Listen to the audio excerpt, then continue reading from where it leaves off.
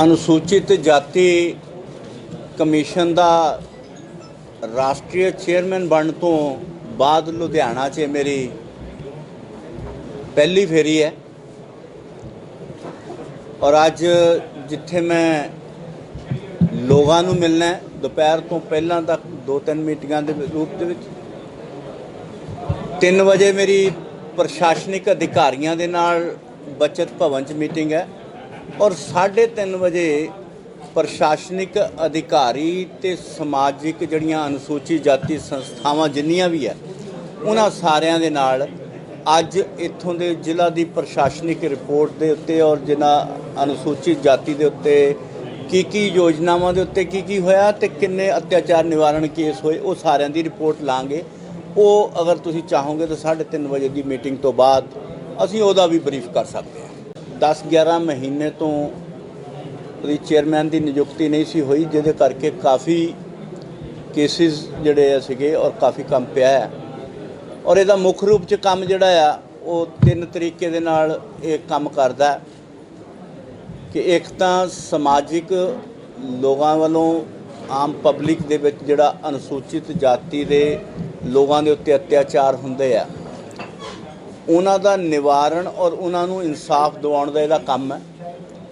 दूसरा जिहड़े प्रशासन दे विच काम करदे अनुसूचित जाति के लोग नौकरी पेशे वाले ने उन्हां दे उत्ते भी जिहड़ा हो रहा अत्याचार और प्राइवेट संस्थावां च भी जिहड़े काम कर रहे उन्हां नूं भी न्याय दिवाउणा और उन्हां दा जिहड़ा कष्ट निवारण दा काम जिहड़ा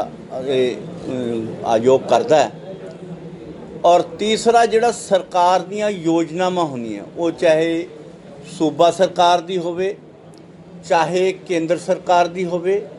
और चाहे अर्ध सरकारी जिन्होंने असीं सैमी गौरमेंट भी कहने उन्हां दी होवे और किसी भी सरकारी या PSU जिहड़े पब्लिक सैक्टर के यूनिट्स ने उन्हां दे विच भी किसी तरह की योजनावां जिहड़ियां बनदियां उन्हां नूं लागू कराउण दा काम भी जिहड़ा आ वो इस कराउंदा आ और उहदा सही क्रियान्वयन होवे और सही उहदा वितरण होवे सही लागू होण इसकी देख रेख करने का काम भी जिहड़ा आ वो कमीशन जिहड़ा है वो करता है। और चौथे रूप दे विच जिहड़ा कमीशन है वो समाजिक जथेबंदियां नाल शिक्षण संस्थावां दे नाल जिहदे च IIT भी या दूसरे जिहड़े भी रिसर्च फॉलोअर और नाल गौरमेंट दीयां जिन्नियां भी अनुसूचित जाति के लोगों नाल संबंधित रखदियां यूनियंस कह लीए या संस्थावां कह लीए NGO दे नाल समय समय ते बैठ के उन्हां दे अनुभवां दे उत्ते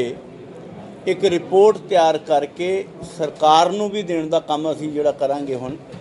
जिस दा मतलब ये होएगा कि आउण वाले समय दे विच ये समस्यावां ना आउण और उन्हां दे उत्थान दे लई इन्हां स्कीमां नूं लागू कराउण दे विच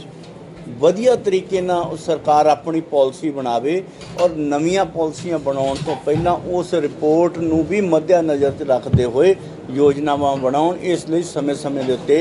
सरकार नूं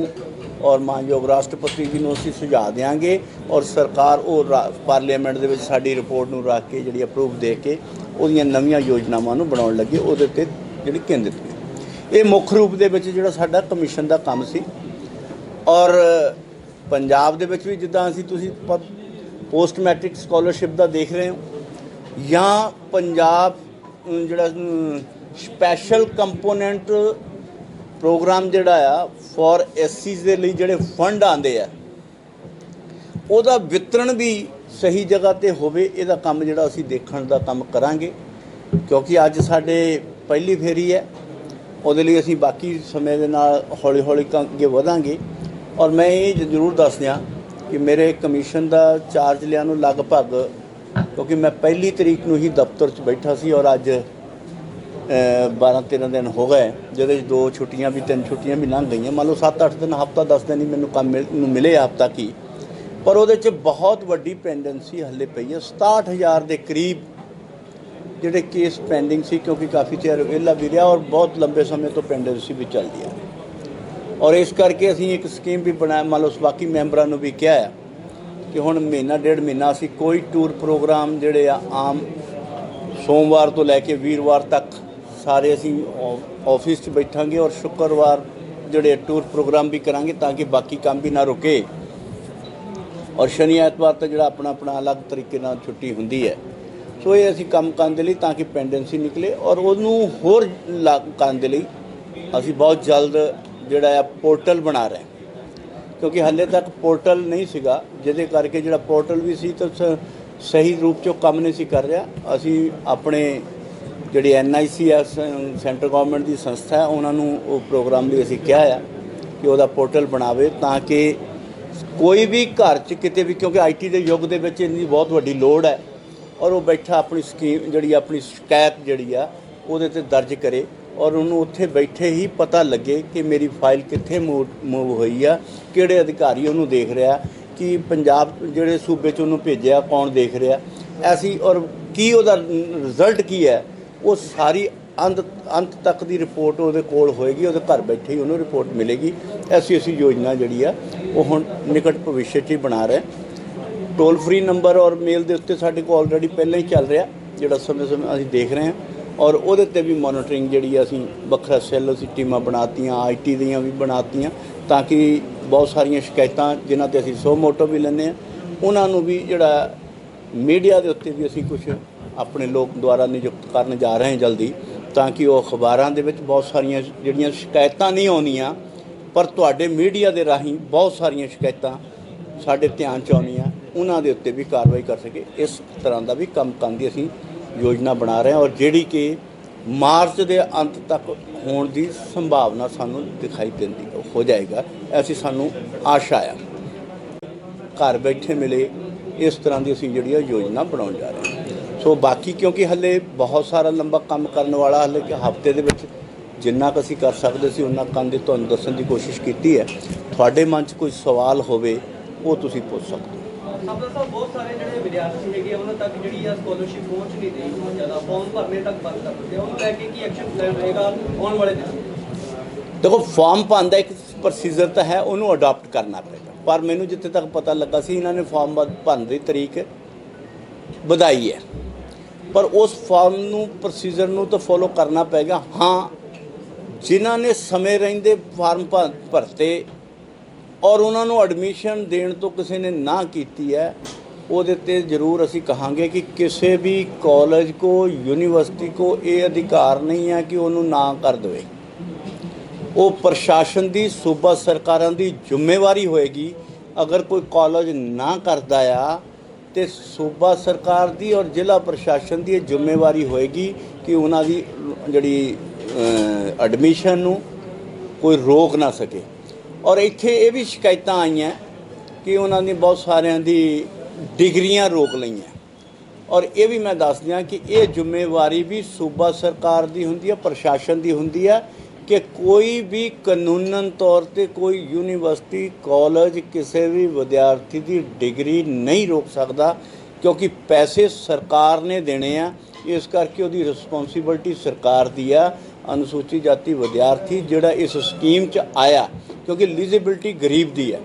2.5 ਲੱਖ ਦੀ ਜਿਹਦੀ ਸਾਲ ਦੀ ਇਨਕਮ ਆ ਉਹ ਐਲੀਜੀਬਲ ਹੈ, ਅਤੇ ਇਹਦਾ ਮਤਲਬ ਉਹ ਗਰੀਬ ਹੈ, ਉਹ ਪੈਸਾ ਦੇ ਕੇ ਨਹੀਂ ਕਰ ਸਕਦਾ, ਔਰ ਉਹਦੇ ਲਈ ਸਰਕਾਰ ਨੇ ਸਕੀਮ ਬਣਾਈ ਆ। ਔਰ ਸਕੀਮ ਨੂੰ ਲਾਗੂ ਕਰਨ ਦਾ ਕੰਮ ਜਿਹੜਾ ਕੇਂਦਰ ਸਰਕਾਰ ਦੇ ਸਕੀਮਾਂ ਬਣਾਉਂਦੀ ਹੈ, ਚਾਹੇ ਕੋਈ ਵੀ ਸਕੀਮ ਹੋਵੇ, ਇਕੱਲੀ ਪੋਸਟ ਮੈਟ੍ਰਿਕ ਸਕਾਲਰਸ਼ਿਪ ਨਹੀਂ, ਕੋਈ ਵੀ ਸਕੀਮ ਜਿਹੜੀ ਬਣਦੀ ਆ ਉਹ ਸੂਬਾ ਸਰਕਾਰਾਂ ਦੀ ਸਹਿਮਤੀ ਨਾਲ ਬਣਦੀ ਆ, ਔਰ ਉਹਨਾਂ ਨੂੰ ਥੱਲੇ ਧਰਾਤਲ 'ਤੇ ਇੰਪਲੀਮੈਂਟ ਕਰਨ ਦਾ ਕੰਮ ਵੀ ਸੂਬਾ ਸਰਕਾਰਾਂ ਦਾ ਹੁੰਦਾ। ਇਸ ਕਰਕੇ ਕੋਈ ਵੀ ਉਹਦੀ ਰਿਪੋਰਟ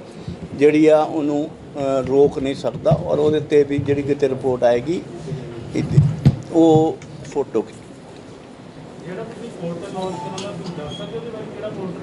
ਪੋਰਟਲ ਅਸੀਂ ਬਣਾ ਰਹੇ ਹਾਂ, ਜਦੋਂ ਬਣ ਜਾਏਗਾ ਉਹਦੀ ਤੁਹਾਨੂੰ ਜਾਣਕਾਰੀ ਸਾਰਿਆਂ ਨੂੰ ਦੇਵਾਂਗੇ। ਹਾਲੇ ਮੈਂ ਕਿਹਾ ਕਿ ਅਸੀਂ ਉਹਨਾਂ ਨੂੰ ਮੀਟਿੰਗ ਕੀਤੀ ਹੈ, ਜਿਹੜਾ ਸਰਕਾਰ ਦਾ ਇੱਕ IT ਸੈਕਟਰ NIC ਦੇਖਦਾ, ਨੈਸ਼ਨਲ ਇਨਵੈਸਟੀਗੇਸ਼ਨ ਸੈਂਟਰ ਜੋ ਵੀ ਦੇਖਦਾ ਆ, ਉਹ ਉਹਨਾਂ ਨੂੰ ਅਸੀਂ ਕੀਤਾ, ਉਹਨਾਂ ਨੂੰ ਆਪਣੀ ਡਿਮਾਂਡ, ਆਪਣੀ ਰਿਕੁਆਇਰਮੈਂਟ ਦੇ ਦਿੱਤੀ ਹੈ, ਔਰ ਉਹ ਜਲਦ ਕਦੋਂ ਸ਼ੁਰੂ ਕਰਕੇ ਕਦੋਂ ਬਣਾਏਗਾ ਇਹ ਅਸੀਂ ਆਸ ਕਰਦੇ हैं कि मार्च के एंड तक ये हो जाएगा।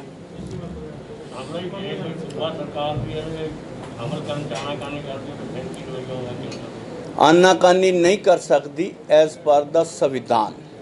ਜਦੋਂ ਯੋਜਨਾਵਾਂ ਬਣਦੀਆਂ ਤੇ ਸੂਬਾ ਸਰਕਾਰਾਂ ਨੇ ਉਹਨੂੰ ਲਾਗੂ ਕਰਨ ਦੀ ਸਹਿਮਤੀ ਦਿੱਤੀ ਹੁੰਦੀ ਹੈ ਔਰ ਜਦੋਂ ਸਹਿਮਤੀ ਦਿੱਤੀ ਹੁੰਦੀ ਹੈ ਤਾਂ ਉਹਨਾਂ ਨੂੰ ਲਾਗੂ ਕਰਨ ਦਾ ਇੱਕ ਫੈਡਰਲ ਸਿਸਟਮ ਹੈ ਔਰ ਉਹਨੂੰ ਲਾਗੂ ਕਰਨਾ ਹੀ ਪੈਂਦਾ ਹੈ। ਜਿਹੜੇ ਮਾਮਲੇ ਤੁਹਾਡੇ ਸਾਹਮਣੇ ਆਣਗੇ ਉਹਨਾਂ ਦੇ ਲਈ ਅਸੀਂ ਕਮਿਸ਼ਨ ਬਣਿਆ, ਉਹਨਾਂ ਦੀ ਮੋਨੀਟਰਿੰਗ ਦਾ ਕੰਮ, ਉਹਨਾਂ ਨੂੰ ਲਾਗੂ ਕਰਾਉਣ ਦਾ। ਮੈਂ ਪਹਿਲਾਂ ਵੀ ਕਿਹਾ ਕਿ ਸਾਡਾ ਕੰਮ ਇਹੀ ਹੋਏਗਾ ਕਿ ਅਗਰ ਸਾਨੂੰ ਕੋਈ ਸ਼ਿਕਾਇਤ ਮਿਲਦੀ ਆ ਜਾਂ ਤੁਹਾਡੇ ਮੀਡੀਆ ਦੇ ਮਾਧਿਅਮ ਨਾਲ ਸਾਨੂੰ ਮਿਲਦੀ ਆ, ਅਸੀਂ ਉਹਨਾਂ ਨੂੰ ਸਮੇਂ-ਸਮੇਂ ਰਹਿੰਦੇ ਅਧਿਕਾਰੀਆਂ ਨੂੰ ਤਲਬ ਕਰਨ ਦਾ ਕੰਮ ਵੀ ਜਿਹੜਾ ਅਧਿਕਾਰ ਹੈ ਔਰ ਸਿਵਲ ਕੋਰਟ ਦੀ ਇਹਨਾਂ ਕੋਲ ਪਾਵਰ ਹੈ, ਸੁਪਰੀਮ ਕੋਰਟ ਦੀ, ਤੇ ਇਸ ਕਰਕੇ ਅਸੀਂ ਉਹਦਾ ਉਪਯੋਗ ਕਰਾਂਗੇ। ਪਰ ਪਹਿਲਾਂ ਅਸੀਂ ਇਹੀ ਕਹਾਂਗੇ ਕਿ ਉਹ ਛੇਤੀ ਤੋਂ ਆਪਣੀ ਫਰਜ਼ ਨੂੰ ਪਛਾਣਦੇ ਹੋਏ ਸਕੀਮਾਂ ਨੂੰ ਲਾਗੂ ਕਰਨ। ਮੈਂ ਪਹਿਲਾਂ ਦੱਸਿਆ, ਤੁਸੀਂ ਸੁਣਿਆ ਨਹੀਂ। ਮੈਂ ਇਹ ਕਿਹਾ ਕਿ ਸਾਡੇ ਕੋਲ ਸਿਵਲ ਕੋਰਟ ਜਿਹੜਾ ਲਾਉਣ ਦਾ ਸੁਪਰੀਮ ਕੋਰਟ ਦੇ ਜੱਜ ਦੀ ਪਾਵਰ ਹੁੰਦੀ ਹੈ ਔਰ ਅਧਿਕਾਰੀਆਂ ਨੂੰ ਤਲਬ ਕਰਨ ਦਾ ਅਧਿਕਾਰ ਹੈ। ਸਰ, ਪੰਜਾਬ ਸਰਕਾਰ ਦਾ ਲਾਸਟ ਬਜਟ ਇਸ ਵਾਰੀ ਪੇਸ਼ ਹੋਇਆ, ਕਿਸ ਤਰ੍ਹਾਂ ਤੁਸੀਂ ਦੇਖ ਰਹੇ ਹੋ? ਦੇਖੋ, ਇਹ ਕੈਡਰ ਵਾਸਤੇ ਉਹਨਾਂ ਨੇ ਕਈ ਸਕੀਮਾਂ ਉਹਦੇ ਵਿੱਚ ਲਾਂਚ ਕੀਤੀਆਂ 2022 ਇਲੈਕਸ਼ਨਾਂ ਤੋਂ ਪਹਿਲਾਂ। ਦੁਆਬੇ ਦੇ ਵਿੱਚ BR ਅੰਬੇਡਕਰ ਮਿਊਜ਼ੀਅਮ ਤੇ ਹੋਰ ਮੈਡੀਕਲ ਕਾਲਜ ਵੀ ਐਸਸੀ ਭਾਈਚਾਰੇ ਵਾਸਤੇ। ਦੇਖੋ, ਇਸ ਤਰ੍ਹਾਂ ਹੈ, ਕਿਹੜਾ ਵਿਭਾਗ ਕੀ ਯੋਜਨਾ ਬਣਾਉਂਦਾ ਹੈ, ਯੋਜਨਾ ਬਣਾਉਣ ਦੇ ਵਿੱਚ ਸਾਡਾ ਕਮਿਸ਼ਨ ਦਾ ਕੋਈ ਰੋਲ ਨਹੀਂ। ਉਹਦੀ ਚੀਜ਼ ਪਹਿਲਾਂ ਜਿਹੜੀ ਅਸੀਂ ਰਿਪੋਰਟ ਦਿੰਦੇ ਆ, ਅਸੀਂ ਇਸ ਕਰਕੇ ਦਿੰਦੇ ਕਿ ਨਵੀਆਂ ਯੋਜਨਾਵਾਂ ਬਣਾਉਣ ਲਈ ਉਹਨੂੰ ਦੇਖ ਕੇ ਹੀ ਬਣਾਈਆਂ ਜਾਣ। ਪਰ ਕੀ ਯੋਜਨਾਵਾਂ ਬਣਾਉਣੀਆਂ, ਰਿਸਪੌਂਸਿਬਿਲਟੀ ਪਾਲਿਸੀ ਬਣਾਉਣਾ ਸਰਕਾਰ ਦਾ ਕੰਮ ਹੈ, ਉਹ ਚਾਹੇ ਸੂਬਾ ਸਰਕਾਰ ਹੈ ਚਾਹੇ ਕੇਂਦਰ ਸਰਕਾਰ। ਜਿਹੜੀ ਪਾਲਿਸੀ ਬਣ ਜਾਂਦੀ ਹੈ ਪਰ ਲਾਗੂ ਨਹੀਂ ਹੁੰਦੀ, ਉਹਨੂੰ ਮੋਨੀਟਰਿੰਗ ਕਰਨ ਦਾ ਕੰਮ ਸਾਡਾ ਹੈ। ਸੋ ਕੀ ਯੋਜਨਾ ਬਣਾ ਰਹੀ, ਕੌਣ ਬਣਾ ਰਹੀ, ਉਹਦਾ ਸਾਡਾ ਕੰਮ ਨਹੀਂ ਹੈ। ਸਾਡਾ ਕੰਮ ਹੈ ਜੋ ਬਣਿਆ ਉਹ ਲਾਗੂ ਕਿਉਂ ਨਹੀਂ ਹੋਇਆ, ਉਹਨੂੰ ਦੇਖਣਾ ਸਾਡਾ ਕੰਮ ਹੈ। ਪੱਛਮੀ ਬੰਗਾਲ ਦੇ ਵਿੱਚ ਚੋਣਾਂ ਹੈਗੀਆਂ, ਉਹਨੂੰ ਲੈ ਕੇ ਬੀਜੇਪੀ ਕਾਫੀ ਜਿਹੜੀ ਹੈ ਉਹ ਉਦਮ ਵੀ। ਮੈਂ ਕਮਿਸ਼ਨ ਦਾ ਚੇਅਰਮੈਨ ਹਾਂ, ਇਸ ਕਰਕੇ ਨਾਨ ਪੋਲੀਟੀਕਲ ਕੋਈ ਸਵਾਲ ਐਸੀਆਂ ਦੀ ਗੱਲ ਆ ਤਾਂ ਪੁੱਛੋ। ਮੈਂ ਬਤੌਰ ਬੀਜੇਪੀ ਦਾ ਨੁਮਾਇੰਦਾ ਨਹੀਂ ਬੈਠਾ, ਮੈਂ ਐਸਸੀ ਕਮਿਸ਼ਨ ਦਾ, ਉਹਦੇ ਤੌਰ ਤੇ ਕੋਈ ਸਵਾਲ ਹੈ, ਕੋਈ ਐਸਿਆਂ ਦੀ ਸਮੱਸਿਆ ਤੁਹਾਡੇ ਧਿਆਨ 'ਚ ਹੈ, ਉਹਦੇ ਤੇ ਸਵਾਲ ਪੁੱਛਣਾ, ਉਹ ਮੈਂ ਜਵਾਬ ਦਿਆਂਗਾ। ਲੋਕਾਂ ਤੱਕ ਅਸੀਂ ਜਿਹੜੀ ਪਹੁੰਚਦੀ ਐਡਵਰਟਾਈਜ਼ਮੈਂਟ ਹੀ ਹੁੰਦੀ ਹੈ ਔਰ ਅਸੀਂ ਅੱਜ ਤੁਹਾਡੇ ਕੋਲ ਆਏ ਹਾਂ, ਇੱਕ ਤਰੀਕੇ ਨਾਲ ਇਹ ਅਵੇਅਰਨੈਸ ਪ੍ਰੋਗਰਾਮ ਹੀ ਆ। ਅਸੀਂ ਅੱਜ ਵਰਕਰਾਂ ਨੂੰ ਜਾਂ ਲੋਕਾਂ ਨੂੰ ਮਿਲ ਰਹੇ ਹਾਂ, ਕੁਝ ਸੰਸਥਾਵਾਂ ਨੂੰ 3:30 ਵਜੇ ਮਿਲ ਰਹੇ ਹਾਂ। ਅਸੀਂ ਇਹਦਾ ਮਕਸਦ ਇਹ ਹੀ ਆ ਕਿ ਅਸੀਂ ਇਹ ਪੂਰੇ ਹਿੰਦੁਸਤਾਨ 'ਚ ਇਹ ਅਵੇਅਰਨੈਸ ਦਾ ਪ੍ਰੋਗਰਾਮ ਵੀ ਚਲਾ ਰਹੇ ਹਾਂ। ਸਾਡਾ ਜਿਹੜਾ ਵੈਬਸਾਈਟ ਦੇ ਉੱਤੇ ਵੀ ਸਾਰੀਆਂ ਯੋਜਨਾਵਾਂ ਹੈ, ਅੱਜ ਕੱਲ੍ਹ IT ਦੇ ਸੈਕਟਰ 'ਚ ਹੈ ਇਹ ਯੋਜਨਾਵਾਂ, ਪੁਰਾਣੀ ਵੈਬਸਾਈਟ ਦੇ ਉੱਤੇ ਵੀ ਆ, ਉਹਨੂੰ ਵੀ ਅਸੀਂ ਥੋੜ੍ਹਾ ਜਿਹਾ ਮੋਡਰੇਟ ਕਰਕੇ ਤਾਂ ਕਿ ਈਜ਼ੀ ਜਿਹੜੀਆਂ ਪਹੁੰਚ ਸਕਣ, ਉਹ ਵੀ ਸੁਵਿਧਾ ਵੀ ਦੇਣ ਜਾ ਰਹੇ ਹਾਂ। ਪਰ ਬਾਕੀ ਸਮੇਂ ਦੇ ਉੱਤੇ ਸਰਕਾਰਾਂ ਯੋਜਨਾਵਾਂ ਦੀ ਜਿਹੜੀ ਯੋਜਨਾਵਾਂ ਬਣਾਉਣ ਦਾ ਕੰਮ ਤਾਂ ਸਰਕਾਰਾਂ ਕਰਦੀਆਂ ਔਰ ਸਰਕਾਰਾਂ ਉਹਦੇ 'ਤੇ ਆਪੋ ਆਪਣੇ ਐਡ ਦਿੰਦੀਆਂ। ਸਾਨੂੰ ਤਾਂ ਜਦੋਂ ਉਹਦੇ 'ਤੇ ਸਕੀਮ ਲਾਗੂ ਨਹੀਂ ਹੁੰਦੀ, ਉਹਦੇ ਵਾਸਤੇ ਅਸੀਂ ਬੈਠੇ ਜੀ। Thank you sir. ਖਬਰਾਂ ਨਾਲ ਜੁੜੇ ਰਹੋ ਦਿਨ ਰਾਤ ਸਿਰਫ ਪੰਜਾਬ ਵਾਇਰ ਨਿਊਜ਼ ਦੇ ਨਾਲ।